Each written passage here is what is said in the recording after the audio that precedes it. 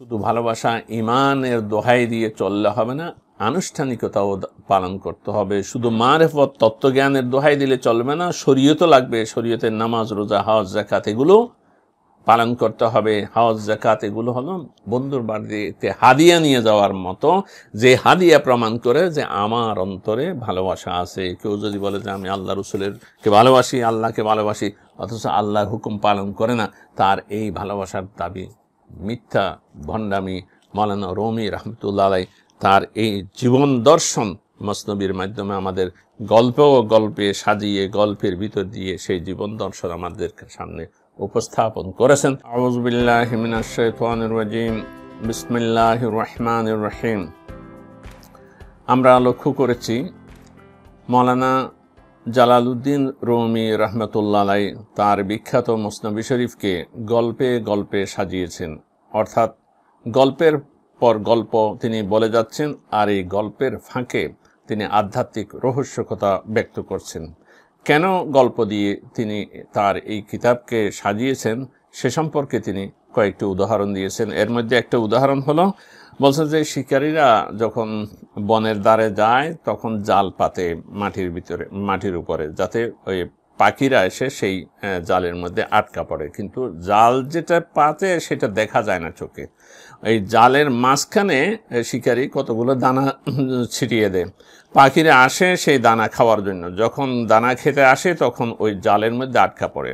উনি বলছেন যে আমি গল্পগুলো হলো দানা, শিকারীর পাতানো জালের মধ্যে দানার মতো হলো যে আমার এই গল্পগুলো। গল্প শোনার জন্য যখন মানুষ আসে, সাধারণ মানুষ আসে, সর্বস্তরের মানুষ আসে, গল্প শুনতে শুনতে তারা ওইদিকে আধ্যাত্মিক তত্ত্ব রহস্যের মধ্যে তারা জড়িয়ে পড়ে এবং তারা আধ্যাত্মিক জগতের সাথে তাদের একটা সংযোগ স্থাপিত হয়ে যায় এবং তারা আধ্যাত্মিক রহস্য জ্ঞানে সমৃদ্ধ হয়। মৌলানা রুমি রহমতুল্লাহ এখানে একটা প্রশ্নের জবাব দিচ্ছেন। বলছেন যে কিছু লোক আছে তারা বলে যে আমরা তো আধ্যাত্মিক রহস্য জ্ঞান, অনেক জ্ঞান, আধ্যাত্মিক জ্ঞান আমাদের আছে এবং আমাদের মধ্যে ভালোবাসা আছে, আল্লাহর প্রতি ভালোবাসা আছে, রসুলের প্রতি ভালোবাসা আছে, দ্বীনের প্রতি ভালোবাসা আছে। এই ভালোবাসা এটাই তো আসল জিনিস। আমাদের আর আনুষ্ঠানিকতার ইবাদত বন্দেগীর এগুলোর তেমন প্রয়োজন নাই, এগুলো আল্লাহ মাফ করে দেবেন। এই ধরনের একটা আত্মপ্রবঞ্চনায় কিছু মানুষ ভোগে। এই আত্মপ্রবঞ্চনার মধ্যে যেমন কিছু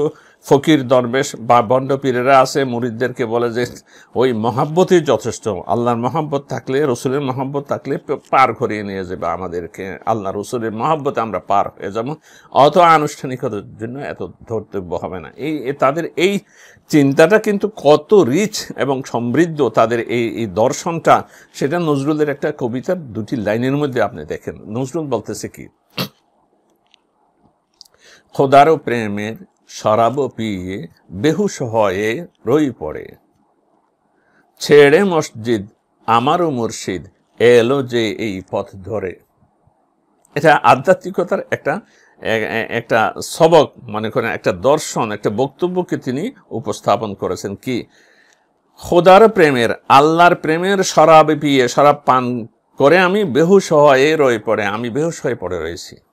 ছেড়ে মসজিদ ছেড়ে দিয়ে আমার মুর্শিদ এলো যে এই পথ ধরে, আমার মুর্শিদ এই পথ ধরে এসেছে মসজিদ ত্যাগ করে। মসজিদ ছেড়ে দিয়ে মানে হলো আনুষ্ঠানিকতা ত্যাগ করে। এই যে আনুষ্ঠানিকতার মধ্যে, ইবাদত বন্দেগীর মধ্যে, এই যে বুজুর্গের মধ্যে সমস্ত দেখানো, লোক দেখানো, ভণ্ডামি যেগুলো আছে, এগুলো ছেড়ে দিয়ে আমার মুর্শিদ যে পথ দেখাইছে আমাকে মুক্তির, সেটা হলো ভালোবাসার পথ। সেই ভালোবাসার পথ ধরে এসেছি। এই ধারণা থেকে কিছু লোক আধ্যাত্মিক সাধনার মধ্যে এরা এগুলো আনুষ্ঠানিকতাকে কোনো গুরুত্ব দেয় না এবং ভণ্ড হয়ে গেছে। এমনকি এক শ্রেণী সেখান থেকে বাউল হয়ে গেছে। তারা সামাজিকতা, আনুষ্ঠানিকতা, ধর্ম, কর্ম, রীতিনীতি এগুলোকে সব কিছু বর্জন করে বলে যে কি, আমার জন্য তো প্রেমই যথেষ্ট, প্রেমই আমাকে পার করাই নিয়ে যাবে এবং ওই শরীয়তের যে ধরা বাঁধা, হারাম হালাল, পর্দা পুশিদা এই সমস্ত এগুলোর প্রতি তারা কোনো গুরুত্ব দেয় না, বলে যে প্রেমই আমার জন্য যথেষ্ট। এটা শুধু ভণ্ড ফকিরদের মধ্যে নয়, আমাদের মধ্যে যারা শিক্ষিত জ্ঞানী গুণী আছে তারাও সেটা মনে করে যে আমি তো ইসলামিক জ্ঞান আছে, আধ্যাত্মিক জ্ঞান আছে, রহস্য জ্ঞান আছে, পুঁথিগত জ্ঞান আছে, এগুলোই তো আমার জন্য যথেষ্ট, ওই আনুষ্ঠানিকতা কিছু না হলে কিচ্ছু হবে না। মওলানা রুমি রাহমাতুল্লাহ আলাইহি তাদের সেই যুক্তিকে খণ্ডন করেছেন বিভিন্নভাবে। তিনি একটি যুক্তি দিয়েছেন, বলছেন যে যেমন ভালোবাসা, মোহাব্বত এবং রহস্য জ্ঞান, তত্ত্বজ্ঞান থাকতে হবে, অনুরূপভাবে আনুষ্ঠানিকতাও ইবাদত বন্দেগীও, আনুষ্ঠানিক ইবাদত বন্দেগীও থাকতে হবে। তিনি যুক্তি দিচ্ছেন, বলছেন যে তো আমি যে কথা বলতেছি, আপনি যে কথা বলতেছেন, কথা বলার মধ্যে দুটি জিনিস আছে, একটা হলো মর্ম, ভাব, ভাষা, ভিতরে অর্থ, মর্ম, অর্থ, ভাব, এগুলো হলো কথার মূল জিনিস। এখন এই কোনো কথা যে বললে, কেউ কোনো কথা বললো, কথার মধ্যে যদি সেই মর্ম না থাকে, অর্থ না থাকে, কোনো ভাব দ্বারা না থাকে, সেই কথার কোনো মূল্য নাই। কিন্তু কারো মধ্যে অর্থ আছে, ভাবও আছে, ভাব দ্বারাও আছে, কিন্তু যদি শব্দ না থাকে, সেই ভাব দ্বারাটা কিভাবে প্রকাশ হবে? কাজেই কথা বলার সময় যেমন যেমন অর্থ এবং ভাব দরকার, তেমনি শব্দের দরকার। অনুরূপভাবে আধ্যাত্মিক জীবনে, সাধনার জীবনে, ধর্মীয় জীবনেও একটা মরমী ভাবধারা, চিন্তাধারা, ভালোবাসা যেমন থাকতে হবে, আনুষ্ঠানিকতাও থাকতে হবে। মাওলানা রুমি রাহমাতুল্লাহ আলাইহি বলছেন ঈমান থাকতে হবে, বিশ্বাস থাকতে হবে, সাথে ইবাদত এবং আমল থাকতে হবে। গারবায়ানে মানবী কাফি সুদি খালকা আলম আতেলো বা তেলবুদি। গারবায়ানে মানবী, যদি মানবী আধ্যাত্মিক বয়ান, বর্ণনা, বিবরণ কাফি সুদি, কাফি হতো, যথেষ্ট হতো, খালকা আলম, দুনিয়ার এই সৃষ্টি লীলা, সৃষ্টি জগৎ, আতেল, অচল, ও বাতিল বুদ্ধি, এবং বাতিল হয়ে যেত। যদি আধ্যাত্মিক ব্যাখ্যায় যথেষ্ট মনে করা হয়, সমাজ সংসার হবে অচল, বাতিল সব বিষয় আসয়। অর্থাৎ ঈমান, আধ্যাত্মিকতা, বিশ্বাস যেমন মুমিনের জন্য সম্বল, এবং এটা থাকতে হবে, এবং এটা না থাকলে দুনিয়া নষ্ট হয়ে যাবে। অনুরূপভাবে কেউ যদি ইবাদত বন্দেগী, আল্লাহ রসুলের আনুগত্য, কর্ম সম্পাদনে উদ্যোগী না হয়, তাহলেও দুনিয়ার সংসার এটা তছনছ হয়ে যাবে। মওলানা রুমি রাহমাতুল্লাহ এই আধ্যাত্মিক দর্শনটা কি, একদিকে প্রেম থাকতে হবে, আরেকদিকে থাকতে হবে কি, আনুষ্ঠানিকতা। পরের বইতে তিনি বলছেন गर मोहब्बत फिक्र ও মানিস্তি সুরতে রোজাও নামাজাত নিস্তি।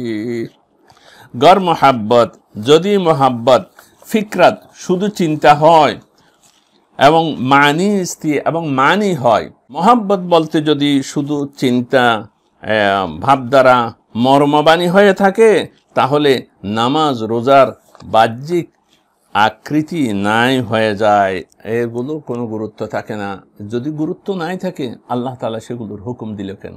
আর হুকুম যেহেতু দিয়েছে সেটা মানতে হবে।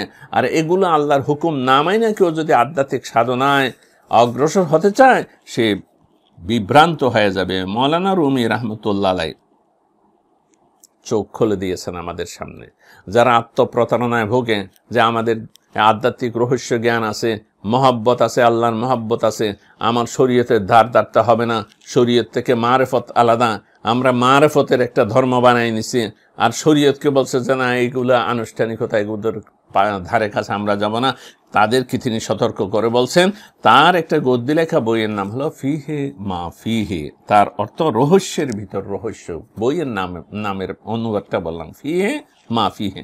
সেখানে তিনি একটি বক্তব্য দিয়েছেন, খুবই গুরুত্বপূর্ণ। আমি এখানে এই যে মসনবি শরীফের যে শরহ আমি করতেছি, প্রথম তো এটা ইসলামিক ফাউন্ডেশন থেকে এটা ছেপেছে, প্রথম খণ্ড কত পৃষ্ঠার, এটা হলো 624 পৃষ্ঠার প্রথম খণ্ড। এটা দ্বিতীয় খণ্ড, এটা রেডি করেছি, দ্বিতীয় খণ্ড। এগুলো 1 পৃষ্ঠা করে ছেপছে, এই জন্য বড়, এটাও ওখানে জমা দেওয়া হয়েছে। সেখানে আমি এই দ্বিতীয় খণ্ড পুরোটা কিন্তু এখান থেকে আমি বাছাই করে কিছু কিছু এখানে আলোচনা করতেছি। এখানেও আমি সেই বক্তব্যটা সেই কিতাব থেকে ফিহে মা ফিহে থেকে উল্লেখ করেছি। আমি একটু ফার্সিতে বলি, আপনারা পুরা না হলেও একটু মজা পাবেন। দানিয়া কেসিরা अगर मगज़शरा तन्हा बेकारी चीज़ें नमी रोयत अगर बापूस्त बहम बेकारी बेरोयत पस दानिस्तीम के सूरत निज दरकार است و नमाज निज दर बातिन است ला सलात इल्ला बिहुजूरिल क़ल्ब अम्मा लाबुद است के बेसूरतारी व रुकू व सुजूद कुनी बेज़ाहिर आनगाह बहरमन शवी व बेमक़सूद बेरसी। फारसी এটা অনুবাদটা এইভাবে করেছি। আখরোটের দানার শ্বাস যদি আলাদা মাটিতে পুঁতে দাও কিছুই জন্মাবে না। আখরোটের শুধু শ্বাস, দানাটা ভিতর থেকে ওই যে খোসাটা, খোলসটা বাদ দিয়ে শুধু দানাটা, মগজটা যদি মাটির মধ্যে রোপণ করে দাও কিছুই জন্মাবে না। যদি খোসা সহ রোপণ করো তবে জন্মাবে, খোসা সহ রোপণ করলে জন্মাবে। কাজেই জানতে পারলাম যে বাহ্যিক আকৃতিরও কার্যকারিতা আছে। মনে করেন এই যে বাদাম যদি শীতের ভিতরে যেটা আমরা খাই সেটা রোপণ করেন হবে না, ও বাদামের ছোবলা সহ সেখানে রোপণ করতে হবে। আর নামাজও বাতিনিতে হয়। নামাজ যে যারা বলে যে আমরা দায়মি নামাজ পড়ি, বাতিনি নামাজ পড়ি, সবসময় নামাজের মধ্যে আছি, মওলানা রুমি বলতেছেন যে হ্যাঁ বাতিনিতে হয়। কেন? হাদিস শরীফে বর্ণিত আছে হুজুরে কালাব বা জাগ্রত চেতনা ব্যতিরিকে নামাজ হয় না। কাজে নামাজটা আসলে বাতিনিতে নামাজ হতে হবে, ইল্লা হুজুরে কালবের সাথে নামাজ হতে হবে। এটা হলো ইসলামের প্রধান শিক্ষা, মূল শিক্ষা। কিন্তু মওলানা রুমি রহমতুল্লাহ আলাইহি বলছেন যে বাতিনিতে ভিতরে ভিতরে অন্তরে নামাজ পড়ি এ কথা বললে চলবে না, বরং তবে অবশ্যই কর্তব্য হলো বাহ্যিক অবয়বে তা পালন করতে হবে। বেসুরাতারি ওয়া রুকু ও সুজুদ কুনি, রুকু সিজদা করতে হবে দৃশ্যমানভাবে, বেজাহের, দেখা যায় মতো, তখনই তুমি লাভবান হবে ও অভিষ্ট লক্ষ্যে পৌঁছতে পারবে। ফিহে মা ফিহে, পৃষ্ঠা নম্বর 143। মওলানা রুমি রাহমাতুল্লাহ আলাইহি এই দর্শনটা মানুষ যেহেতু বিভ্রান্ত হয়ে যাচ্ছে, সমাজ থেকে বিভ্রান্ত হয়ে যাচ্ছে। চিন্তা করেন নজরুলের এই যে কবিতার এত সুন্দর শ্লোকটা কোত্থেকে আসলো? একটা চিন্তাধারা থেকে আসলে।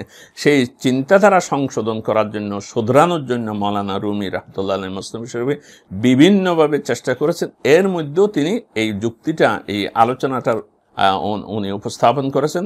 এর মধ্যে আরেকটা বলতেছেন যে উভয় জিনিস দরকার, একটা ভালোবাসা থাকতে হবে, আনুষ্ঠানিকতাও থাকতে হবে। কেমন? বলছে যে বন্ধুত্ব যখন হয়, আত্মীয়তা যখন হয়, আত্মীয়ের বাড়িতে গেলে আমরা দুটো জিনিস নিয়ে যাই। আত্মীয়ের সাথে আমাদের আত্মিক সম্পর্ক, ভালোবাসা, মহব্বত থাকতে হবে একটা। কিন্তু শুধু ভালোবাসা মহব্বত নিয়ে আসলাম আমি বন্ধুর বাড়িতে, আত্মীয়ের বাড়িতে, এ কথা বললে চলবে না, বরং কিছু হাদিয়া নিতে হবে। কারণ ভালোবাসার প্রমাণস্বরূপ কিছু হাদিয়া, উপহার, উপঢৌকন আত্মীয়ের বাড়িতে, বন্ধুর বাড়িতে নিয়ে যেতে হবে। আর নাইলে আপনার যে মনের মধ্যে ভালোবাসা আছে সেটার প্রমাণ পাওয়া যাবে না। হাদিয়ায়ে দোস্তা বাহম দিগার নিস্তা আন্দার দোস্তি ইল্লা সুয়ার। মওলানা রুমি রহমতুল্লাহ আলাইহি বলছেন যে হাদিয়া, বন্ধুদের হাদিয়া উপঢৌকন পরস্পরের জন্য, বন্ধুত্বের ক্ষেত্রে তা বস্তুগত বিষয়, কিছু নয় অন্য। এই যে হাদিয়া নিয়ে যায় বন্ধুর কাছে, আত্মীয়ের কাছে, সেটা তো বলছে যে একটা বস্তুগত জিনিস হাদিয়া নিয়ে যায়। এইটার মধ্যে তো ভালোবাসা নাই ভিতরে, কিন্তু যে অন্তরের মধ্যে যে ভালোবাসা আছে সেটার প্রমাণ হলো এই হাদিয়া। আচ্ছা, কারণ ওই ভালোবাসা তো একটা মনোগত বিষয়, এই হাদিয়া যেটা যাচ্ছে সেটা তো বস্তুগত বিষয়। কেন নিয়ে যায়? মওলানা বলছেন তা গাওয়াহি দাদে বাসি হাদিয়ে হা বার মোহাব্বত হায় মুজমার দার খফা, যাতে গাওয়াহি দাদে বাসাত, গাওয়াহি দেয়, সাক্ষ্য দেয়, সাক্ষ্য হয় হাদিয়া, হাদিয়াগুলো, উপহার, উপঢৌকনগুলো এই সাক্ষী যাতে বহন করে যে বার মোহাব্বত হায় মুজমের দার খাফা, মোহাব্বত হা, যে ভালোবাসাগুলো আমাদের অন্তরে মুজমের লুকিয়ে আছে, গোপন আছে, দার খাফা অলক্ষ্যে যে গোপনে অন্তরের মধ্যে আছে সেটার সাক্ষী হিসাবে আমরা কি নিয়ে যাই? হাদিয়া নিয়ে যাই।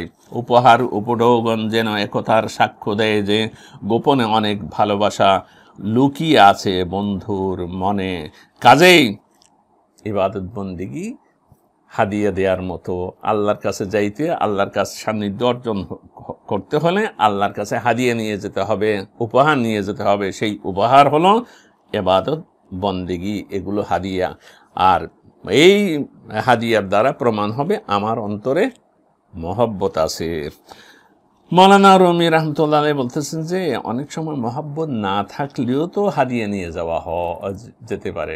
মৌলানা বলছেন যে হ্যাঁ, মুনাফিকও আছে, মুনাফিকরা অন্তরে আল্লাহর প্রতি, রাসূলের প্রতি ভালোবাসা নাই, বিশ্বাস নাই, কিন্তু আনুষ্ঠানিকতা অনেক কিছু করে, ইবাদত বন্দেগী তো, নামাজও তারা দাঁড়িয়ে যায় নামাজের হালতে। তো এখন কে ভণ্ড প্রতারক, কে বন্ড প্রতারক, কে খাঁটি মুমিন মুসলমান, কে সত্যিকার আল্লাহর প্রেমিক, সেটা কেমনি বুঝবেন? শুধু হাদিয়া দিয়ে তো বোঝা যায় না, শুধু নামাজের আনুষ্ঠানিকতা দিয়েও বোঝা যায় না। কার অন্তরে মহাব্বত, সত্যিকার মহাব্বত আছে নাই, সেটা কিভাবে বুঝবো? মৌলানা রুমি রাহমাতুল্লাহ আলাইহি বলছেন এটা বড় কঠিন জিনিস, এটা কঠিন জিনিস। এটা বুঝতে হলে আমার পঞ্চেন্দ্রিয়ের যে জ্ঞান, সেই জ্ঞান দিয়ে সেটা পরখ করা যাবে না, ধরা যাবে না, বরং সেটা চিনতে হলে আল্লাহর নূরে উদ্ভাসিত হতে হবে, আল্লাহর নূর লাভ করতে হবে, আল্লাহর সাথে সংযোগ স্থাপন করতে হবে। আল্লাহর তাকওয়া যখন ধারণ করবে, আল্লাহর প্রতি মানুষ যখন নিবেদিত প্রাণ হবে, তখন তার চোখের সামনে আল্লাহ তাআলা ভালো মন্দ বাছাই করার, যে আমরা মিষ্টি কোনটা তিতা কোনটা, সেটা আমাদের এই যে পঞ্চেন্দ্রিয় রুচি দিয়ে বুঝতে পারি, কিন্তু কোনটা হালাল কোনটা হারাম এটা তো আমি আমার সামনে যদি আনে, সেটা তো আমি চিনতে পারি না। এটা কোনটা আমার আত্মিক উন্নতি হবে, এই হালাল জিনিসে আমার আত্মিক উন্নতি হবে, হারাম জিনিসে অবনতি হবে, সেটা আমি বুঝতে পারি না। বলছেন যে ইত্তাকু ফিরাসাতাল মুমিনি ফাইন্নাহু ইয়ানজুরু বিনুরিল্লাহ, হাদিস শরীফ, তিরমিজি শরীফে বর্ণিত আবু সাঈদ খুদরি রাদিয়াল্লাহু তাআলা আনহুর হাদিস। বলছে যে ইত্তাকু, ভয় করো, ফিরাসাতাল মুমিনি, মুমিনের দূরদৃষ্টিকে ভয় করো, ফাইন্নাহু, কেননা এই মুমিন ইয়ানজুরু, দেখে, বিনুরিল্লাহ, আল্লাহর নূর দিয়ে দেখে। অর্থাৎ ভিতরে যদি নূরের আলো জানানো, ইমানের আলো যদি প্রজ্বলিত হয়, ইমান মুমিন সত্যিকার হতে পারে, সে আল্লাহর দৃষ্টিতে আল্লাহর নূর নিয়ে দেখে। তাহলে আমরা আজকে এটুকু বুঝলাম যে মৌলানা বলছেন যে শুধু ভালোবাসা, ইমানের দোহাই দিয়ে চললে হবে না, আনুষ্ঠানিকতাও পালন করতে হবে। শুধু মারেফত, তত্ত্বজ্ঞানের দোহাই দিলে চলবে না, শরীয়তও লাগবে। শরীয়তের নামাজ, রোজা, হজ, যাকাত এগুলো পালন করতে হবে। হজ, যাকাত এগুলো হলো বন্ধুর বাড়িতে হাদিয়া নিয়ে যাওয়ার মতো,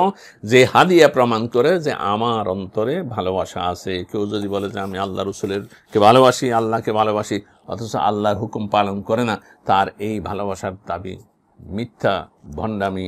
মওলানা রুমি রহমতুল্লাহ আলাইহি তার এই জীবন দর্শন মসনবির মাধ্যমে আমাদের গল্পে সাজিয়ে, গল্পের ভিতর দিয়ে সেই জীবন দর্শন আমাদের সামনে উপস্থাপন করেছেন। আমাদেরকে আল্লাহ পাক সুবহানাহু ওয়া তাআলা বুঝার এবং আমল করার তৌফিক এনায়েত করুন। ওয়া আখিরু দাওয়ানা আনিল হামদুলিল্লাহি রাব্বিল আলামিন।